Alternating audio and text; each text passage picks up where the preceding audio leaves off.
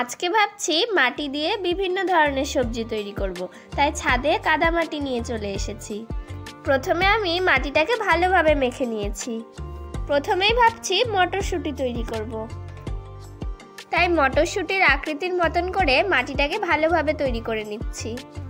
এই আকৃতিটা তৈরি করে নেওয়ার পরে আমি মাটি দিয়ে গোল গোল করে মটরশুঁটি তৈরি করলাম। এইভাবে গোল গোল করে আমি অনেকগুলো মটরশুঁটি তৈরি করে জায়গা মতন ঠিকঠাক বসিয়ে দিলাম। তো দেখো আমার মটরশুঁটি তৈরি করা রেডি হয়ে গেল। এরপরে আমি পাশে মটরশুঁটিটাকে রেখে দিলাম। এরপরে ভাবছি টমেটো তৈরি করব, তাই মাটি নিয়ে একটা মাঝারি সাইজের গোল তৈরি করলাম। এরপরে আমি টমেটোর ওপরে সবুজ অংশ বানানোর জন্য মাটি নিয়ে লম্বাটে ধরনের আকৃতি তৈরি করলাম। এইভাবে অনেক মাটি তৈরি করে আমি জায়গা মতন বসিয়ে দিলাম। এরপরে ওপরের বোটাটাও বসিয়ে ভালোভাবে ফিনিশিং করে দিলাম। তো দেখো এইভাবে আমার টমেটো তৈরি করা রেডি হয়ে গেল। এরপরে মাটি নিয়ে নিলাম রসুন তৈরি করার জন্য। রসুনের মাঝের গোল অংশটা ভালোভাবে তৈরি করে নিলাম। এরপরে মাটির উপরে একটা কাঠি দিয়ে আমি রসুনের কুয়ো এঁকে দিলাম। এইভাবে যদি রসুনের কুয়ো আঁকা যায় তাহলে দেখতে বেশ ভালোই লাগবে। তো যাই হোক, আমি একটু সামান্য জল দিয়ে রসুনের কুয়োগুলোকে ভালোভাবে ফিনিশিং করে দিলাম। এরপরে রসুনের নিচের অংশটাকেও ভালোভাবে বসিয়ে ফিনিশিং করে দিলাম। তারপরে এখানেও সামান্য দাগ এঁকে দিলাম। এরপরে রসুনের ওপরের গোল অংশটাকে জায়গা মতন ঠিকঠাক বসিয়ে দিলাম। যাতে ওপরের অংশটা খুলে না পড়ে যায় তার জন্য একবার ভালোভাবে ফিনিশিং করে দিলাম। আর এইভাবেই আমার রসুন তৈরি করা রেডি হয়ে গেল। এরপরে আমি মাটি নিয়ে একটু লম্বা ধরনের আকৃতি তৈরি করে নিলাম। এই মাটিটা দিয়ে আমি ঢ্যাঁড়স তৈরি করব। এরপর এই ধরনের একটা আকৃতি তৈরি করে আমি চাকু দিয়ে চারিদিকটা সমান করে নিচ্ছি।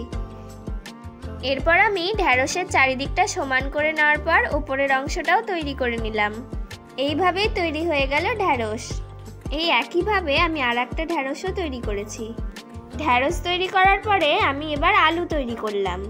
আলু তৈরি করা তো খুবই সহজ, শুধু গোল করে চারিদিকে একটু দাগ দিয়ে দিলাম। এইভাবেই আমার আলু তৈরি করা রেডি হয়ে গেল। এবার মাটি দিয়ে বেগুন তৈরি করার পালা। এরপরে আমি বেগুনের আকৃতি করে মাটি নিয়ে বেগুন তৈরি করে নিব।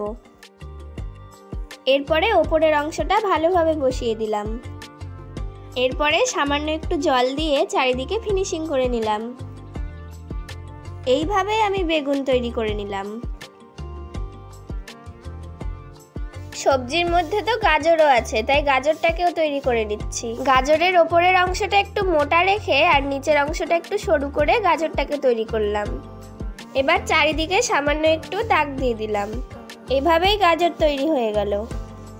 মাটি দিয়ে গোল করে সামান্য একটু ডিজাইন করে মিষ্টি কুমড়াও বানিয়ে নিয়েছি। তো দেখো আমার সব রকমের সবজি বানানো রেডি হয়ে গেল। এবার এগুলোকে একটু রোদে দিয়ে দিব। বেশ কিছু সময় পরে এই সবজিগুলো রোদে প্রায় শুকিয়ে গেছে। এবার রং করার পালা। রং করার জন্য রঙের সব জিনিসপত্র নিয়ে এসেছি। প্রথমে আমি বেগুন কালার করব, তার জন্য নীল আর ক্যারামাইন কালারটা আমি প্লেটে ঢেলে নিলাম। তারপরে এই দুটো রঙকে ভালোভাবে মিশালে বেগুনি কালার হয়ে যাবে। এভাবেই আমি পুরো বেগুনটাকে বেগুনি কালার করে নিব।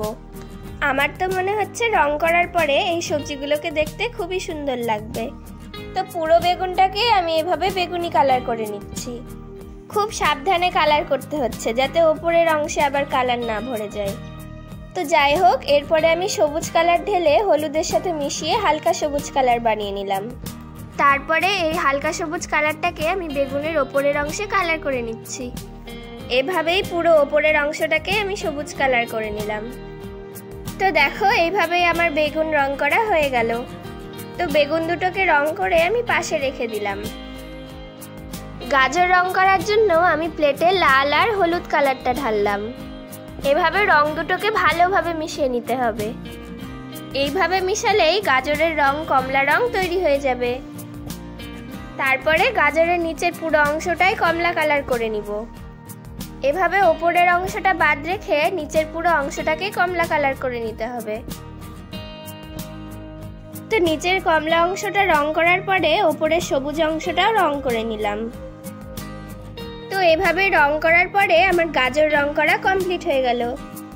এরপরে পুরো ঢ্যাঁড়সটাকেই আমি সবুজ কালার করে নিব। চারদিকটাতেই ভালোভাবে সবুজ কালার করে নিতে হবে, যাতে কোনো জায়গায় ফাঁকা না থাকে। আর ওপরটাতেও একটু ডিপ সবুজ কালার করলাম। এভাবে আমার ঢ্যাঁড়স দুটো রং করা কমপ্লিট হয়ে গেল। এরপরে আমি মটরশুঁটিটাকেও কালার করে নিব।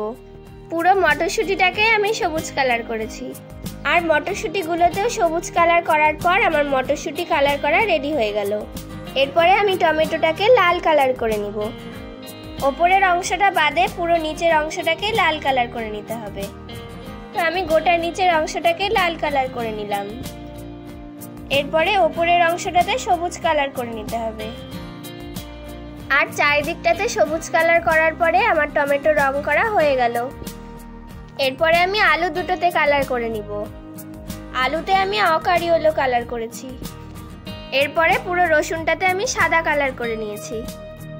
পুরো রসুনটাকে সাদা করার পরে আমার রসুন রং করা হয়ে গেল। সব সবজির মতো কুমড়োটাকেও কালার করে নিলাম। এরপরে সব সবজিগুলোকে একটা মাটির সরার মধ্যে সাজিয়ে দিলাম।